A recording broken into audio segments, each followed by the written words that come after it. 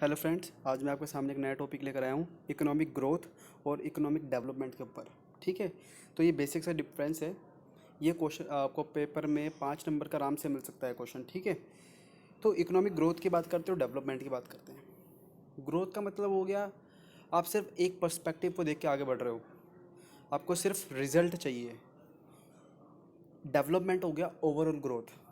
ठीक है, ढंग से समझते हैं। फर्स्ट पॉइंट है प्रोडक्शन इंक्रीज़ करना। इकोनॉमिक ग्रोथ के अंदर इकोनॉमिक डेवलपमेंट क्या होती है, वो भी यही होती है। उसमें भी प्रोडक्शन हम इंक्रीज़ करने की सोचते हैं और करते भी हैं, बट हम एक सोशल वेलफेयर को भी एक आगे रखते हैं हम। अब आप पैसा कमाओ लेकिन तरीके से कमाओ, लीगल तरीके से कमाओ, तो ये सही चीज़ है ना।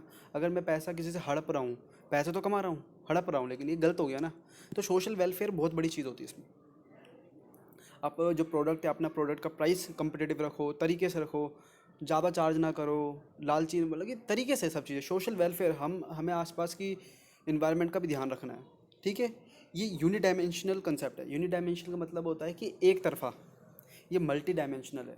मैंने क्या बोला, इसमें प्रोडक्शन प्लस सोशल भी होता है, तो ये मल्टी डायमेंशनल है। लेकिन इसमें सिर्फ प्रोडक्शन को बढ़ाने की बात करते हैं, प्रोडक्शन इंक्रीज़ करनी है, हमें सेल्स करना है ज़्यादा ज़्यादा, तो ये यूनिडायमेंशनल हो गया।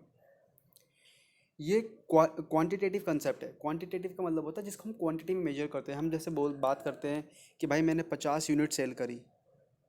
ठीक है, लेकिन इसमें क्या है, मैंने 50 यूनिट सेल तो करी है, लेकिन उसको उसके अंदर मैंने इतनी क्वालिटी भी लगाई है। मतलब कि कहने का मतलब है कि मैंने 50 यूनिट सेल करी, बट उसके जो मटेरियल था वो मैंने अच्छा क्लास का यूज़ किया और उसको चीपर प्राइस पे दिया। कहने का मतलब कि हमने कस्टमर की सेटिस्फेक्शन को भी देखा है, सोशल वेलफेयर को भी देखा है एक तरीके से चीज़। हमने उनको ठगा नहीं है। ठीक है, it is just a means. ठीक है, इट इज़ एन एंड। ये सिर्फ एक, कहते हैं ना कि यार लालची एक तरीके से मतलब है, यार हमें बस सही सामान बेचना है, हमें मतलब नहीं उस मेरे सामान में दम है कि नहीं है, बस बेचना है। लेकिन ये एक एंड है। आपने अगर कस्टमर की भावनाओं को समझ लिया, उसके अकॉर्डिंग प्रोडक्ट बना दिया, तो कोई भी चीज़ नहीं है जो आपके प्रोडक्ट को सेल से रोक सके। ठीक है, it's a major concern of developed countries. It is a major concern of developing countries. अब जो कंट्री डेवलप्ड होगी, जैसे कि अमेरिका हो गई, उन्होंने बहुत सोशल वेलफेयर कर लिया। मेरा कहने का मतलब है कि वो फुली डेवलप्ड है। अब उधर के पर्सन जो भी है, मोस्टली बिलो पॉवर्टी लाइन तो ना के बराबर ही होंगे। कोई भी गरीब बहुत ना के बराबर होगा। सारे के सारे अमीर हैं, सारे के सारे अच्छी कैपेबिलिटी के हैं, तो वो प्रोडक्ट का प्राइस थोड़ा सा ऊपर ऊपर करते हैं, तो कोई परेशानी नहीं है। बट अगर मैं सिर्फ प्रोडक्ट के पर्सपेक्टिव से बता रहा हूँ, ये बहुत बड़ा चीज़ है इकोनॉमिक। अब लेकिन आपको एग्जांपल के थ्रू बता रहा हूँ जिससे आपको आसानी हो जाए। अब जैसे हम बात करते हैं इकोनॉमिक डेवलपमेंट की, it is a major concern of the developing countries. हम जैसे इंडिया, अब इंडिया में बहुत से लोग गरीब हैं। अगर हम उनको भी ठगेंगे, हम उनको भी ज़्यादा प्राइस में वो वही सेम चीज़ अवेलेबल करवाएंगे जो कि सस्ते में हो सकती है।